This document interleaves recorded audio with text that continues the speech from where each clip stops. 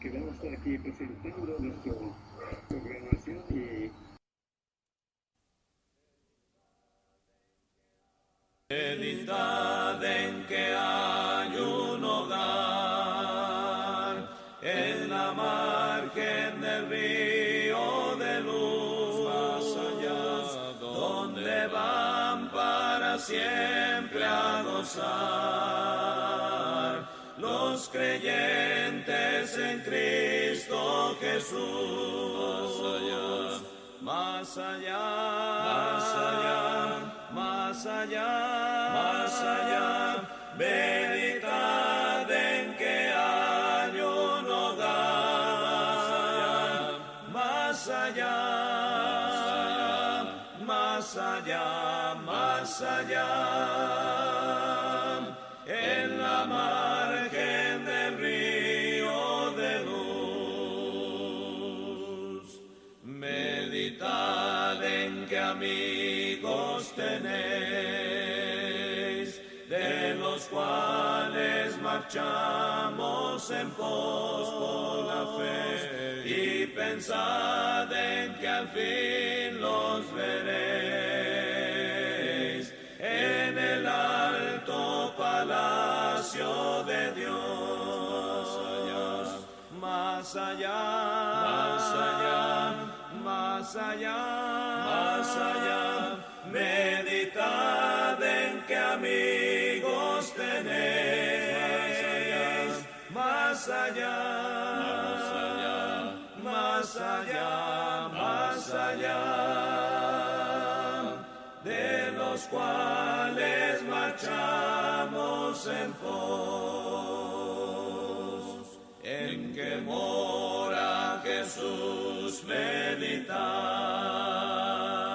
donde seres que amamos están. Más allá, y a la patria bendita volar, sin angustias, temores ni afán. Más allá, más allá, más allá, más allá, en que mora Jesús, meditad. Más allá, más allá, más allá, más allá, donde seres que amamos están. Reunido a los míos seré, mi carrera su fin toca ya, pronto ya, y en mi hogar celestial entraré, do mi alma reposo tendrá. Más allá, más allá, más allá, más allá, reunido a los míos seré. Más allá, más allá, más allá, mi carrera su fin toca ya.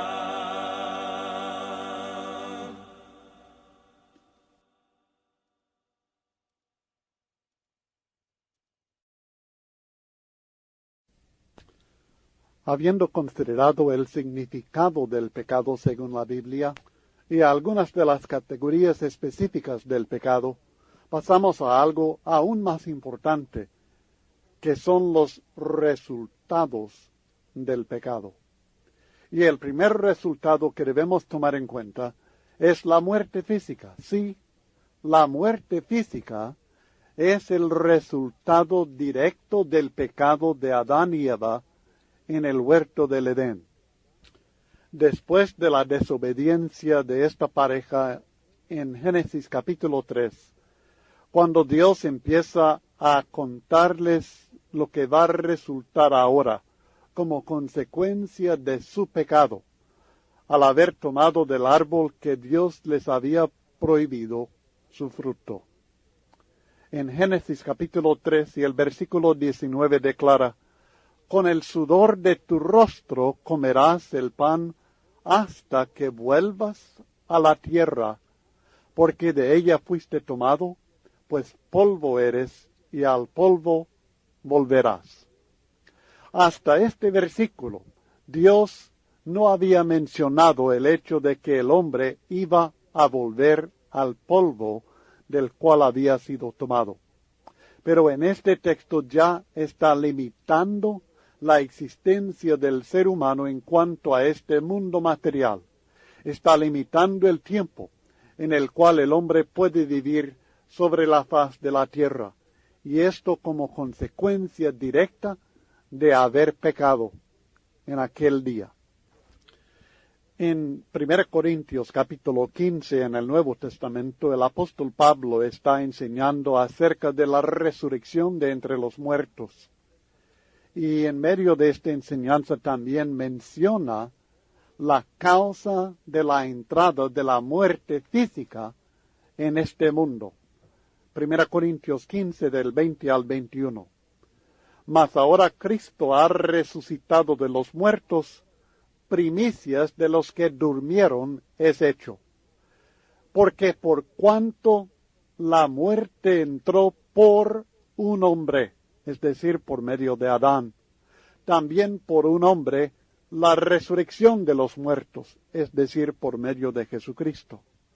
Porque así como en Adán todos mueren, también en Cristo todos serán vivificados. En este contexto y en estos versículos está hablando acerca de la condición del cuerpo del ser humano. Está hablando de la resurrección del cuerpo y está hablando de la muerte del cuerpo, que en Adán todos nosotros morimos. Nosotros no morimos directamente por causa de pecados que nosotros hemos cometido, aunque todo ser humano llega a una edad cuando comete pecado, pero todos sabemos que a veces los niños pequeños mueren, y no es por causa de pecados que han cometido ellos, sino que es porque ellos son seres humanos, y como seres humanos todos morimos en Adán, es decir, en cuanto a la muerte física. Ella es consecuencia perenne del pecado que cometieron Adán y Eva allá hace muchos años en el huerto del Edén. Y nosotros en él morimos todos. Por medio de él entró la muerte física en el mundo. Y no solamente esto, sino que volviendo al texto en Génesis capítulo 3, después del pecado de Adán y Eva, comenzando en el versículo 13, la Biblia dice: entonces Jehová Dios dijo a la mujer: ¿qué es lo que has hecho? Y dijo la mujer: la serpiente me engañó y comí. Y Jehová Dios dijo a la serpiente: por cuanto esto hiciste, y ahora comienzan las maldiciones por causa del pecado de Adán y Eva. En el versículo 14 y seguiremos hasta el 19. Jehová Dios dijo a la serpiente: por cuanto esto hiciste, maldita serás entre todas las bestias y entre todos los animales del campo, sobre tu pecho andarás, y polvo comerás todos los días de tu vida. Y pondré enemistad entre ti y la mujer, y entre tu simiente y la simiente suya. Esta te herirá en la cabeza, y tú le herirás en el calcañar. Ahí tenemos las consecuencias que afectaron a la serpiente y también a la simiente de la mujer, que es Cristo Jesús. A la mujer dijo en el versículo 16: multiplicaré en gran manera los dolores en tus preñeces. Con dolor darás a luz los hijos, y tu deseo será para tu marido, y él se enseñoreará de ti. Allí está la consecuencia directa a la mujer y a toda mujer como consecuencia de ello desde aquel tiempo. La multiplicación del dolor en el alumbramiento, en tener a los niños, y el deseo que tenía que ser para el marido, y la autoridad del marido sobre ella. Y el 17 habla al hombre, y al hombre dijo, por cuanto obedeciste a la voz de tu mujer, y comiste del árbol de que te mandé diciendo, no comerás de él, maldita será la tierra por tu causa. Con dolor comerás de ella todos los días de tu vida. Espinos y cardos te producirá, y comerás plantas del campo. Con el sudor de tu rostro comerás el pan, hasta que vuelvas a la tierra, porque de ella fuiste tomado, pues polvo eres, y al polvo volverás. Así que vemos que la tierra misma cayó bajo maldición. Y las dificultades, todas las dificultades, las enfermedades, las pruebas, los peligros, el dolor que hay en esta vida, son consecuencias del pecado que en aquel tiempo fue cometido. Así que la maldición de la tierra es directamente consecuencia o resultado del pecado. Y todo malo que usted encuentre en su vida, todo aquello que le cause problemas y dificultades y dolor y tristeza y angustia, es la consecuencia del pecado. Y las cosas que usted observa en esta tierra, en esta vida terrenal, que dice, bueno, esto no es tan bueno, esto es malo, qué terrible, qué triste que esto haya sucedido. Todo aquello es consecuencia o resultado del pecado entrando en el mundo por medio de Adán y Eva. Y esto así será hasta el día final, cuando este mundo sea destruido y de esta manera sea librado o libertado de esta corrupción, de esta maldición en la cual está existiendo ahora. Y de esto trata el apóstol Pablo en Romanos capítulo 8, en los versículos 18 al 25. Pues tengo por cierto, dice el apóstol Pablo, que las aflicciones del tiempo presente no son comparables con la gloria venidera que en nosotros ha de manifestarse.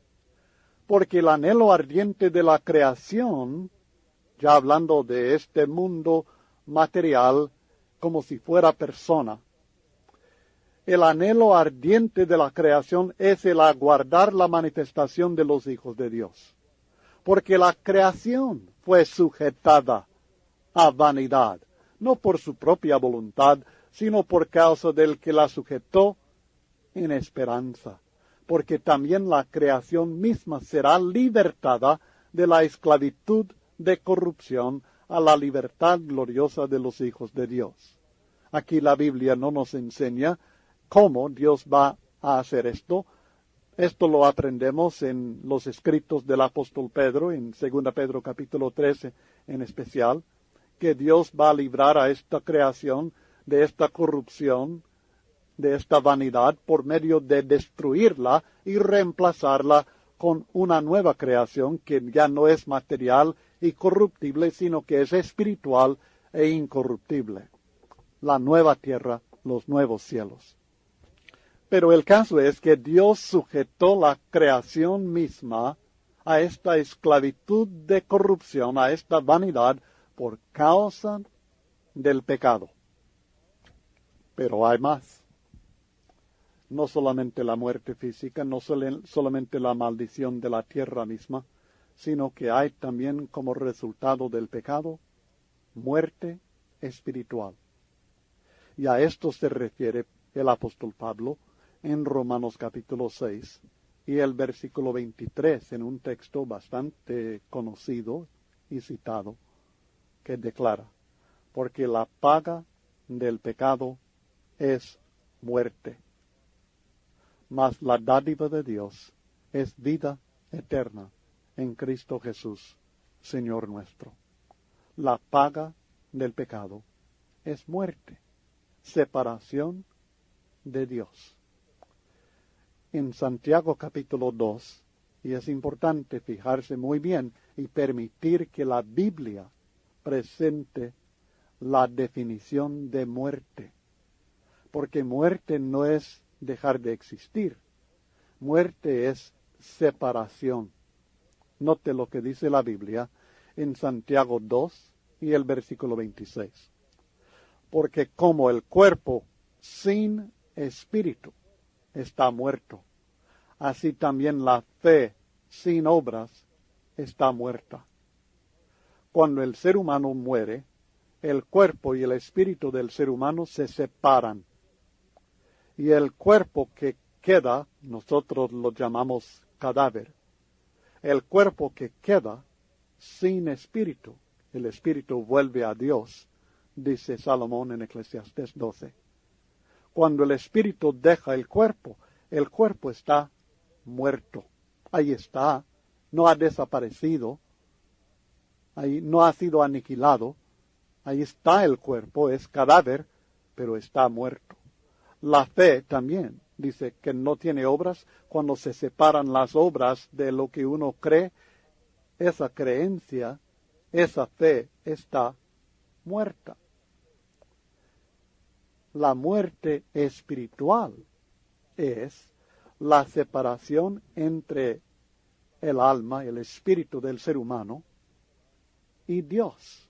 Noten, Isaías capítulo 59, el profeta Isaías del Antiguo Testamento, en el capítulo 59 y en los primeros 2 versículos, le está explicando al pueblo de Israel el motivo por que Dios no les está ayudando. Dice el texto: He aquí que no se ha acortado la mano de Jehová para salvar, ni se ha agravado su oído para oír. Se pueden imaginar que están clamando a Dios y Dios no está respondiendo. ¿Será porque no puede? ¿Porque su mano no alcanza salvarlos de sus enemigos? Están clamando a Dios y Dios no responde. ¿Será que se ha agravado el oído de Dios para que no escuche? ¿Habrá algo deficiente en Dios que está resultando en que Él no nos protege de nuestros enemigos? No, dice el profeta. Pero, noten en el versículo 2, vuestras iniquidades, sus pecados, vuestras iniquidades han hecho división entre vosotros y vuestro Dios. Es decir, están muertos espiritualmente. Vuestras iniquidades han hecho división entre vosotros y vuestro Dios, y vuestros pecados han hecho ocultar de vosotros su rostro para no oír. Ahora, lamentablemente, digo lamentablemente porque es algo que nos cuesta a veces a los seres humanos comprenderlo, porque eso no es algo que se observa. Los israelitas no lo sabían si no les hubiera revelado por medio de este profeta Isaías esta verdad. Ellos pensaban alguna otra cosa. No se imaginaban que estaban separados de Dios. No se dieron cuenta que sus pecados, sus iniquidades habían hecho división entre ellos y Dios. Y muchas personas hoy día no se dan cuenta que están muertos espiritualmente, que sus pecados han resultado en la muerte espiritual, en la separación de Dios. Muchas personas que creen que tienen comunión con Dios no la tienen por causa del pecado. Adán y Eva fueron advertidos por Dios, volviendo al caso del primer pecado, en Génesis. En el capítulo 2, en los versículos 16 al 17, encontramos esta advertencia divina. Y mandó Jehová Dios al hombre, diciendo: de todo árbol del huerto podrás comer, mas del árbol de la ciencia del bien y del mal no comerás, porque note, el día que de él comieres, ciertamente morirás. El día que usted coma de aquel árbol de la ciencia del bien y del mal, ese mismo día usted ciertamente va a morir. Y así fue. Pero no fue así físicamente. Adán y Eva no murieron físicamente en ese día, murieron físicamente. Pero después de cientos y cientos de años es que murieron. Pero ese mismo día no murieron, pero sí murieron. Murieron espiritualmente. En el capítulo 3, en los versículos 22 al 24, dice, y Jehová Dios dijo, he aquí el hombre es como uno de nosotros, sabiendo el bien y el mal. Ahora pues, que no alargue su mano y tome también del árbol de la vida, y coma y viva para siempre. Y lo sacó Jehová del huerto del Edén para que labrase la tierra de que fue tomado. Echó pues fuera al hombre, y puso al oriente del huerto de Edén querubines y una espada encendida que se revolvía por todos lados para guardar el camino del árbol de la vida. Y desde ese momento, en aquel mismo día, estaba muerto Adán, muerto espiritualmente, separado de Dios por causa del pecado. Con razón, y ahora con mayor claridad, nos dice el apóstol Pablo en Efesios capítulo 2, escribiendo a los cristianos en Éfeso acerca de su condición cuando estaban todavía sin Cristo, su condición espiritual antes de recibir la salvación. Les declara en Efesios capítulo 2 y el versículo 1.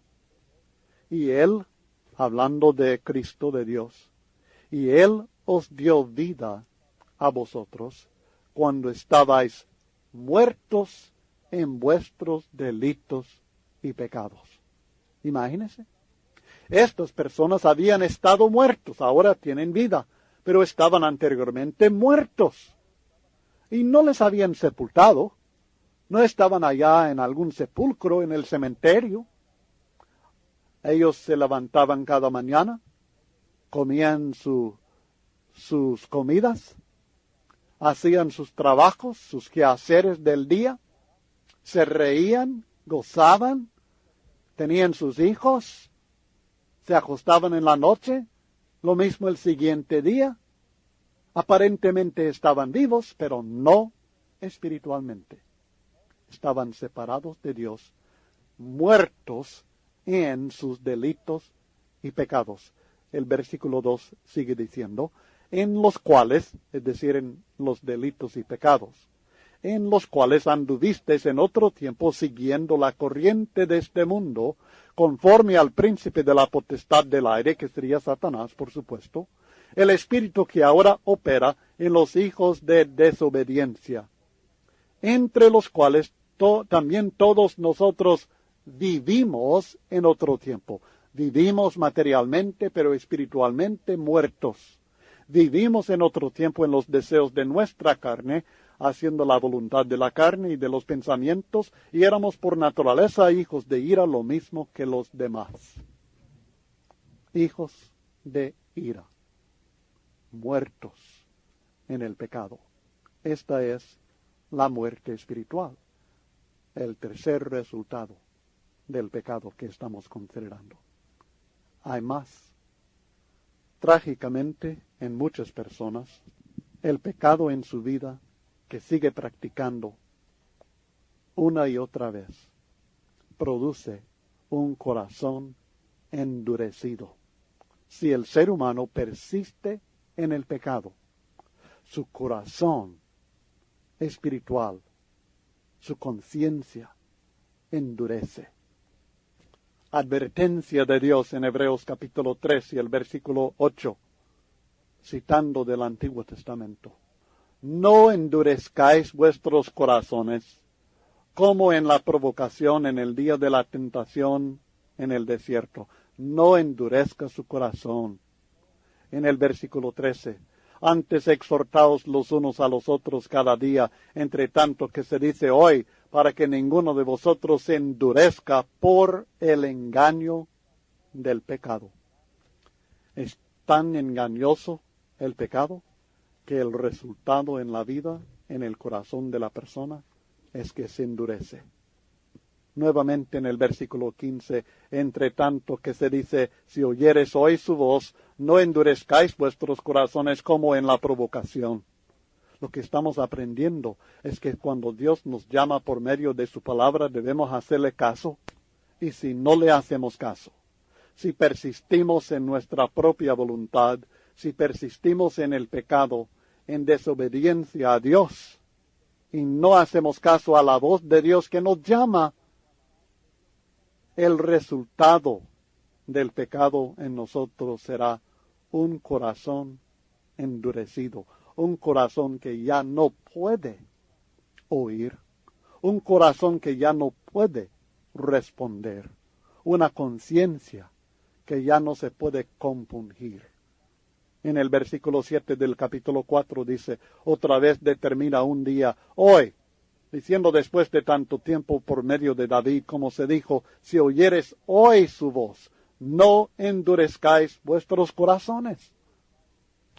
Y esto mismo es lo que Cristo Jesús encontró en su ministerio aquí en este mundo. Una y otra vez vieron la vida de Él tan perfecta. Oyeron la enseñanza de Él tan verídica y de acuerdo con las Sagradas Escrituras. Y vieron las señales que hizo. Sin embargo, su corazón endurecido no les permitió creer. Y esto lo menciona en Marcos 3, cuando sanó la mano de un hombre que tenía la mano seca. Lo menciona nuevamente en Marcos capítulo 6, después de andar sobre el mar, después de haber dado de comer con unos panes y pececillos a una gran multitud de personas. No comprendieron. En Efesios capítulo 4, del 17 al 19, el Espíritu Santo nos explica cómo es la condición del ser humano y cómo es que el hombre puede hacer cosas tan perversas como las que hace. En Efesios 4, comenzando desde el versículo 17, declara, esto pues digo y requiero en el Señor, que ya no andéis como los otros gentiles, que andan en la vanidad de su mente, teniendo el entendimiento entenebrecido, ajenos de la vida de Dios. ¿Cómo es que pueden estar tan muertos? Por la ignorancia que en ellos hay. Ignoran. No se dan cuenta de lo que están haciendo. No les ha alumbrado todavía. ¿Y cómo es que esto sucedió? Por la dureza de su corazón. Porque su corazón no respondió cuando Dios les enseñó. Cuando oyeron la voz de Dios, persistieron en el pecado, los cuales, sigue diciendo el texto, después que perdieron toda sensibilidad, ya no son sensibles, ya no les molesta el corazón, la conciencia no les acusa ya. Perdieron toda sensibilidad, se entregaron a la lascivia para cometer con avidez toda clase de impureza. Así es que el hombre se degenera a un corazón entenebrecido, un corazón endurecido. Y así es que a Timoteo el apóstol Pablo menciona aquellos hipócritas, mentirosos que tienen cauterizada la conciencia. 1 Timoteo capítulo 4 y el versículo 2. Pero hay otro resultado del pecado que debemos tomar en cuenta y es el infierno. ¿Sí? El infierno. La separación eterna de Dios. El castigo eterno que recibirá aquel que persiste en el pecado y que no se somete a Dios. Todo aquel que oye la voz de Dios y que no hace caso, que desobedece y que sigue desobedeciendo, algún día escuchará la voz de Cristo Jesús decir, apartaos de mí, hacedores de maldad. Mateo 7, versículo 23. ¿Por qué? porque no hicieron la voluntad de mi Padre que está en los cielos. Tal es el resultado del pecado. Lo mismo mencionado en Mateo 25:41, cuando dirá el Señor a los de la izquierda: apartaos de mí, malditos, al fuego eterno preparado para el diablo y sus ángeles. Y declara el versículo 46, se irán estos al castigo eterno y los justos a la vida eterna. Es lo mismo que menciona el apóstol Pablo en 2 Tesalonicenses capítulo 1, con mucha tristeza, cuando habla acerca de la condición de aquellos que no conocieron a Dios, ni obedecen al Evangelio de nuestro Señor Jesucristo. Y en el versículo 9 dice, los cuales sufrirán pena de eterna perdición, excluidos de la presencia del Señor y de la gloria de su poder. Tal es el resultado del pecado: eterna perdición, castigo eterno, fuego eterno. O como lo describe en Romanos capítulo 2 y el versículo 9, tribulación y angustia sobre todo ser humano que hace lo malo. O en aquella visión de Apocalipsis capítulo 20 y el versículo 15. Y el que no se halló inscrito en el libro de la vida fue lanzado al lago de fuego. Esto es el resultado último del pecado. Pero hay otro que debemos considerar, y es el sufrimiento y la muerte de Jesucristo en la cruz, porque esto también es resultado directo del pecado del ser humano. Jesucristo no estaba obligado, no estaba bajo condenación por causa de nuestros pecados, pero fue por causa de nuestros pecados que se puso en esta condición. Al que no conoció pecado, Dios le hizo pecado por nosotros, para que nosotros fuésemos hechos justicia de Dios en él. 2 Corintios capítulo 5 y el versículo 21. Es casi increíble, pero es la verdad, que el pecado ha causado el sufrimiento terrible de nuestro Señor Jesucristo en la cruz del Calvario.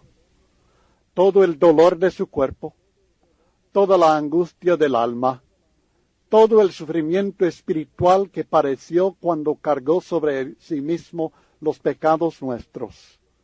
Cuando Dios, viendo la aflicción del alma de su propio Hijo, quedó satisfecho porque Él cargó en sí mismo nuestros pecados, como describe el profeta Isaías en el capítulo 53, en los versículos 3 al 6. El pecado es la causa fundamental por todo el sufrimiento físico, todo el miedo y toda la agonía emocional de esta vida. El pecado es la razón por la cual el ser humano se pierde ahora y eternamente. El pecado le costó a Dios su propio Hijo. El pecado, no los clavos romanos, lo mantuvieron a Jesucristo en la cruz. El pecado es la razón por la existencia del infierno y la razón por que miles y millones de almas estarán allí eternamente. A veces se presenta que el pecado es problema para el ser humano, y lo es, pero también es problema para Dios, porque le presenta con un dilema. 3 características de Dios que causan que el pecado sea dilema para Él. Primeramente, Dios es santo. Él aborrece el pecado. La Biblia dice en Romanos capítulo 1 y el versículo 18 que la ira de Dios se revela desde el cielo contra toda impiedad e injusticia de los hombres que detienen con injusticia la verdad. Toda injusticia, todo pecado es algo que Dios aborrece. Él aborrece la maldad, dice el salmista en Salmos 45 y el versículo 7. Y ya leímos en Proverbios capítulo 6 la lista de cosas, de pecados que son abominación ante la mente y el corazón de Jehová Dios. Dios en su santidad aborrece, odia el pecado. Segundo, Dios no es solamente santo, es justo. Su propia naturaleza divina de justicia le obliga a castigar el pecado. Lo tiene que hacer para no dejar de ser Dios, para no dejar de ser Dios justo, para no dejar de ser lo que es Él en su propio carácter. Dios tiene que castigar el pecado. Él ha declarado en Éxodo 23 y el versículo 7, de palabra de mentira te alejarás y no matarás al inocente y justo, porque yo no justificaré al impío. Dios dice, yo no declararé inocente a aquel que no lo es, sino que será reconocido y castigado como impío. Nuevamente habla Dios en Proverbios 17 y el versículo 15, el que justifica al impío y el que condena al justo, ambos son igualmente abominación a Jehová. Para Dios es abominable el concepto de que alguien que sea impío sea declarado inocente. Es abominable también a Dios que alguien que sea justo sea condenado. Ambos son igualmente abominación a Jehová. Dios es perfectamente justo. Y nunca podrá decir a uno que no es inocente, bueno, olvídate de tu pecado. No te preocupes, no es problema. Te vamos a tomar en cuenta como si fueras inocente. En su justicia no lo puede hacer. Por cuanto cuando la Biblia dice en Romanos 6:23 que ya estudiamos que la paga del pecado es muerte, nos está diciendo que esto tiene que ser el castigo, tiene que ser la consecuencia del pecado en mi vida, en su vida y en la de todo ser humano. Esta paga Dios en su justicia la tiene que dar. Y así es que el apóstol Pablo dedica 16 versículos de Romanos capítulo 2, del versículo 1 al 16, para declarar y aclarar que el juicio de Dios es justo. Y le aclara a aquel que piense escaparse de alguna manera del juicio de Dios, que no será así, sino que le aclara que en el versículo 5, pero por tu dureza y por tu corazón no arrepentido, atesoras para ti mismo ira para el día de la ira y de la revelación del justo juicio de Dios. Así que está ahora el problema con el tercer atributo de Dios. Dios es santo y aborrece el pecado. Dios es justo y su propia naturaleza le obliga a castigar el pecado. Pero Dios también es misericordioso. Dios es amor y Él desea salvarnos. La Biblia enseña en 2 Pedro capítulo 3 y los versículos 9 al 10 que Dios no desea que el hombre sea condenado. El Señor no retarda su promesa, según algunos la tienen por tardanza, sino que es paciente para con nosotros, no queriendo que ninguno perezca, sino que todos procedan al arrepentimiento. 2 Pedro capítulo 3 y el versículo 9. Dice prácticamente lo mismo en la epístola del apóstol Pablo a Timoteo. En 1 Timoteo capítulo 2, en los versículos 4 y 5. Dice que Dios quiere que todos los hombres sean salvos y vengan al conocimiento de la verdad. Dios desea que todos sean salvos. No desea que ninguno perezca, en el sentido negativo, y en el sentido positivo, desea que todos sean salvos. Eso es lo que Él quiere de corazón. En Ezequiel, capítulo 33, y el versículo 11, apelando a ellos para que vuelvan al camino de Dios, dice el texto: Vivo yo, dice Jehová el Señor, que no quiero la muerte del impío, sino que se vuelve el impío de su camino y que viva. Volveos de vuestros malos caminos. ¿Por qué moriréis, oh casa de Israel? En otros textos observamos las lágrimas de Dios cuando Él está buscando y deseando y anhelando y sacrificándose por lograr la salvación del pecador. Ahí está el dilema. Como Dios santo, aborrece el pecado, pero el hombre es pecador. Como Dios justo, debe castigar el pecado con muerte eterna. Pero el ser humano es pecador, debe ser castigado, debe ser abominación a Dios, pero Dios también nos ama. Y en su misericordia desea salvarnos, desea perdonarnos. Pero aún para Dios no es tan fácil eso. Pero Él tiene una solución, la solución divina para el problema del pecado. Y esa solución es Jesucristo. Él vino, según Mateo 1:21, para salvar a su pueblo de sus pecados. Él vino, según Marcos 10:45, para dar su vida como rescate por muchos. Él vino, según Lucas 19:10, para buscar y hallar a los perdidos. Él vino, según Juan 1:29, para quitar los pecados del mundo. Él vino, según 1 Timoteo 1:15, para salvar a los pecadores. Él es la solución. La justificación significa que Dios declara inocente a una persona que no lo es. Inocente.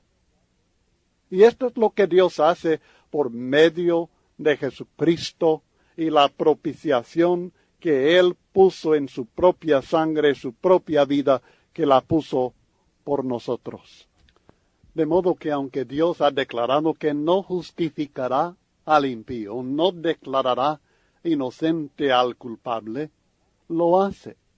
Y lo hace porque Jesucristo es la propiciación que satisface la justicia divina. Cristo Jesús sufrió el castigo que nosotros como pecadores, como criminales espirituales, merecemos. Lo dice la Biblia claramente. En Romanos capítulo 4, en los versículos 5 al 8, encontramos el hecho de que Dios no inculpa de pecado a ciertas personas. El texto dice, mas al que no obra, sino cree en aquel que justifica al impío, su fe le es contada por justicia. Como también David habla de la bienaventuranza del hombre a quien Dios atribuye justicia sin obras, diciendo, bienaventurados aquellos cuyas iniquidades son perdonadas y cuyos pecados son cubiertos. Bienaventurado el varón a quien el Señor no inculpa de pecado. No declara que el hombre no es culpable de pecado, pero que Dios no lo inculpa de pecado. Es decir, que lo declara inocente, aunque no lo es. ¿Y cómo puede Dios hacer esto? En Romanos capítulo 3 ya lo ha explicado, en los versículos 24 al 26. Siendo justificados, la palabra significa declarados justos, declarados inocentes. Siendo justificados gratuitamente por su gracia, mediante la redención que es en Cristo Jesús, a quien Dios puso como propiciación por medio de la fe en su sangre, para manifestar su justicia a causa de haber pasado por alto en su paciencia los pecados pasados. ¿Cómo puede Dios haber pasado por alto pecados? Lo hizo porque Jesucristo es la propiciación, es el sacrificio que satisface la justicia de Dios. De modo que ahora Dios ha puesto a Jesucristo como esta propiciación por medio de la fe en su sangre, dice el versículo 26, con la mira de manifestar en este tiempo su justicia, es decir, a fin de que Él sea el justo y el que justifica al que es de la fe de Jesús. De esta manera, Dios puede ser justo y también puede justificar, puede declarar inocente a una persona que no lo es, porque Jesucristo ha sufrido el castigo que ese pecador, que ese hombre culpable de pecado merece.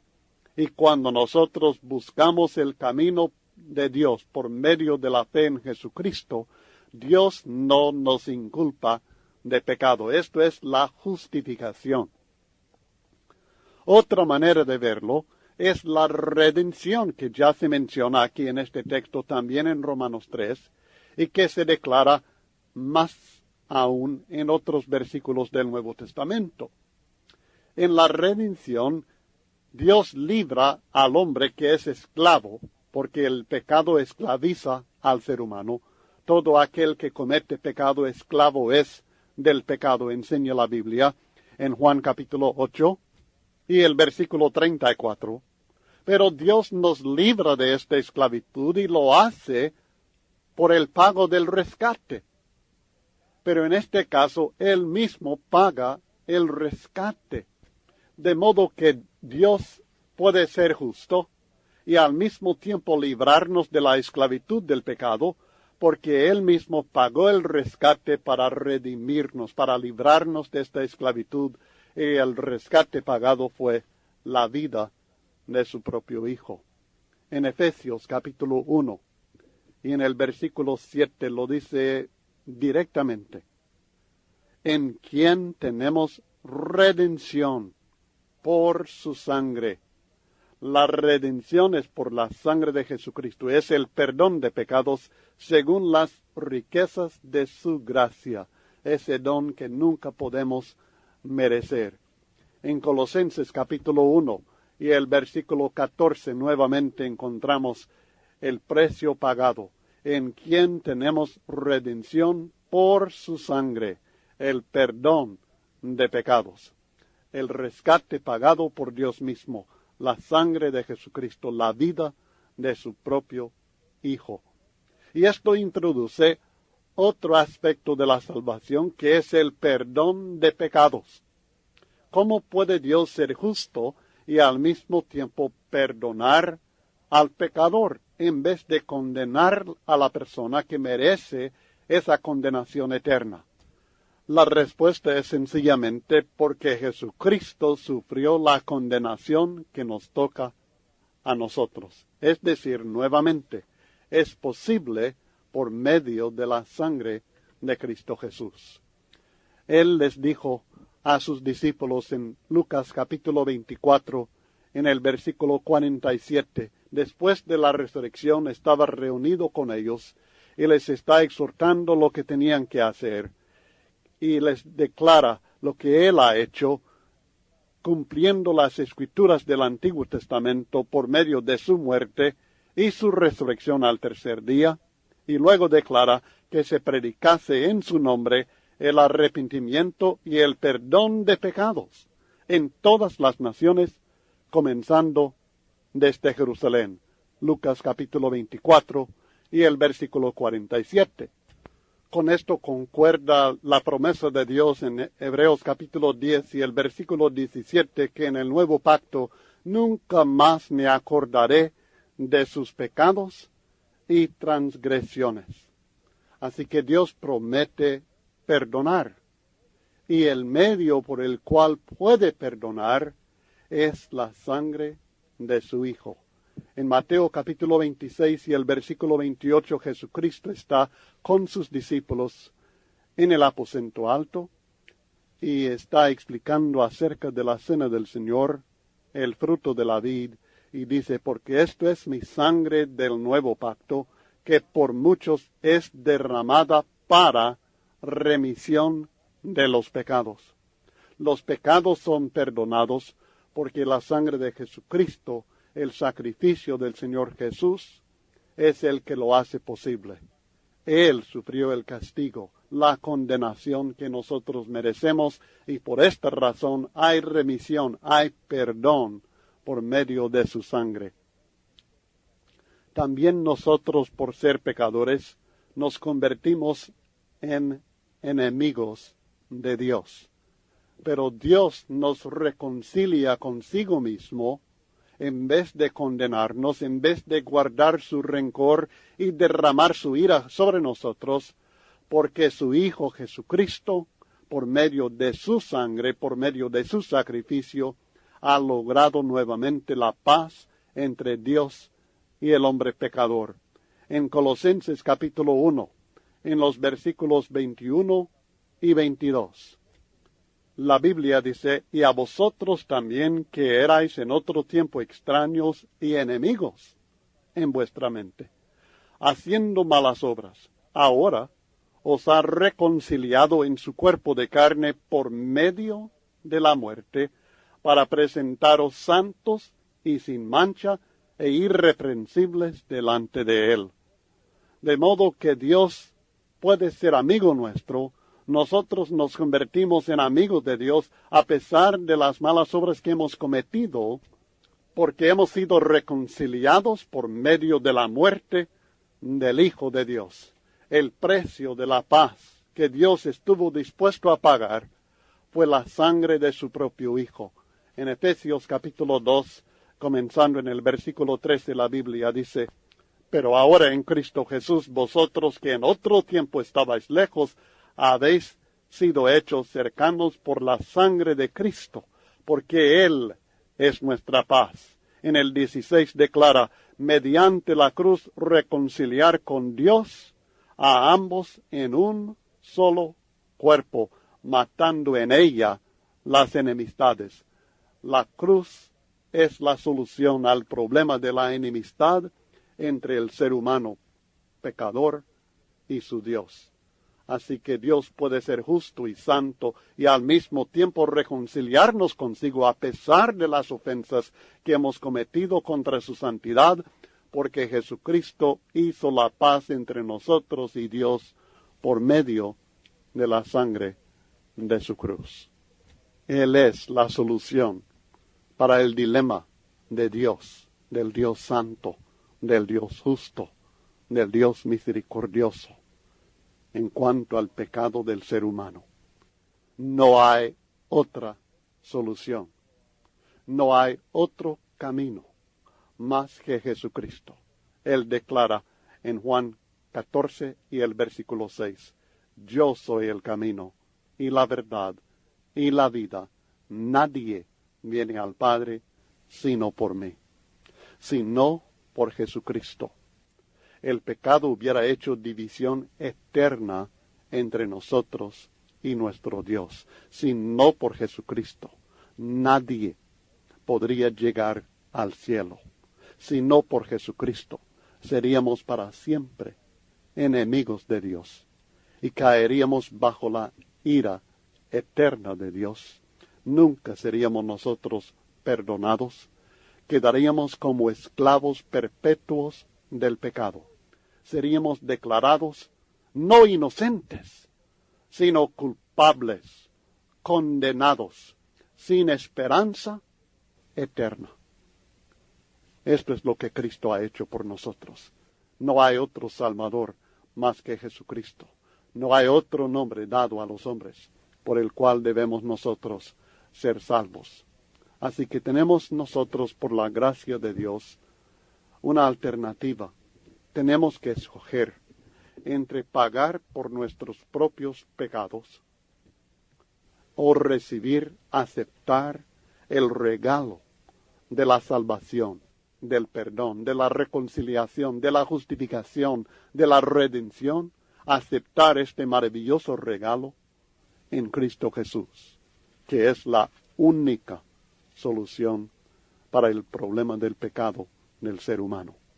La Biblia dice en Romanos 6 y el versículo 23, porque la paga del pecado es muerte, mas la dádiva de Dios es vida eterna en Cristo Jesús, Señor nuestro. No hay otra tercera opción es pagar por nuestros pecados, la paga, o aceptar la dádiva de Dios. Aceptar la solución que Dios ha establecido por medio de Jesucristo.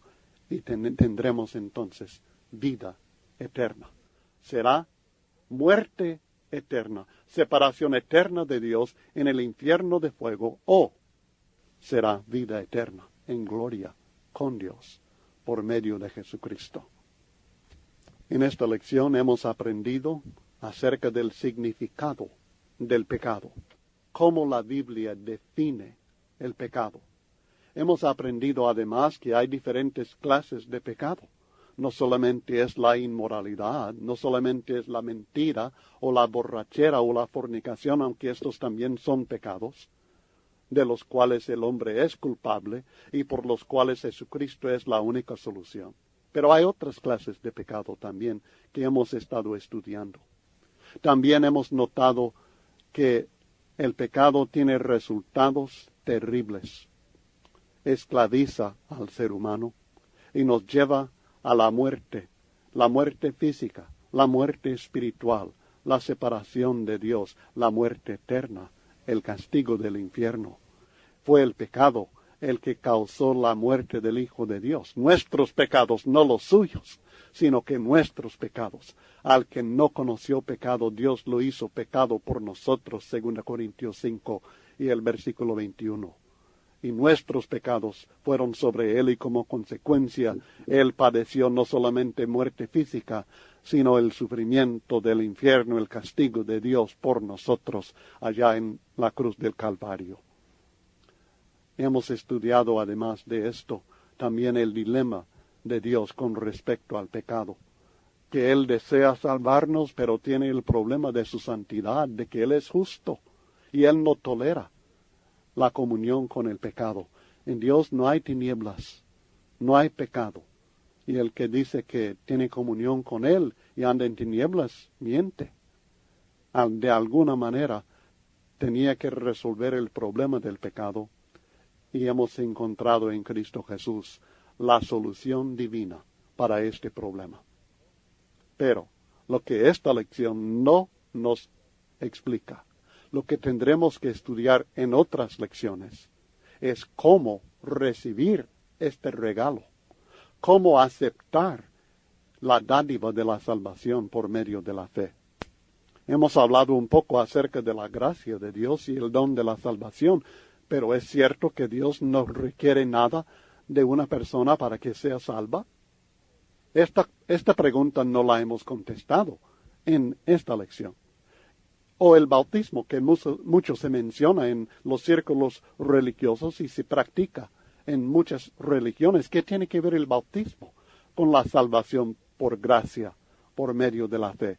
Esta pregunta no la hemos contestado en esta lección. ¿Y cuál es el papel de la Iglesia en todo esto? ¿Tiene algún papel la Iglesia? ¿Es importante la Iglesia? Esto también no lo hemos explicado en esta lección. Así que básicamente no hemos aprendido cómo recibir el don de la salvación. Y esto es algo que estudiaremos en otras lecciones. Usted, hermano, que enseña la palabra de Dios y que tiene todas las lecciones del evangelismo personal que hemos editado, sabe que estas otras lecciones son las sobre la fe, el arrepentimiento, la confesión de fe, el bautismo, o la lección sobre el Evangelio, sobre los discípulos verdaderos, esto sobre la Iglesia de Cristo.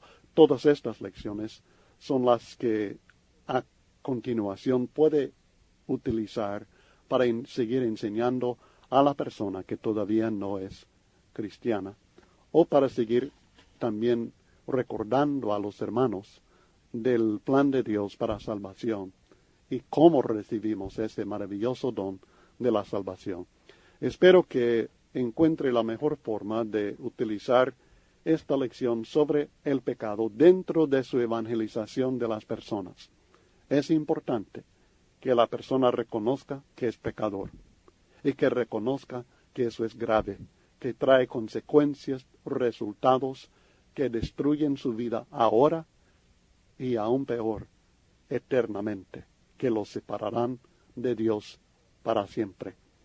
Así que dedique tiempo a enseñar acerca del pecado a las personas, para convencerla, para que el Espíritu Santo pueda llegar y convencer al hombre del pecado, para que acuda al Salvador Jesucristo.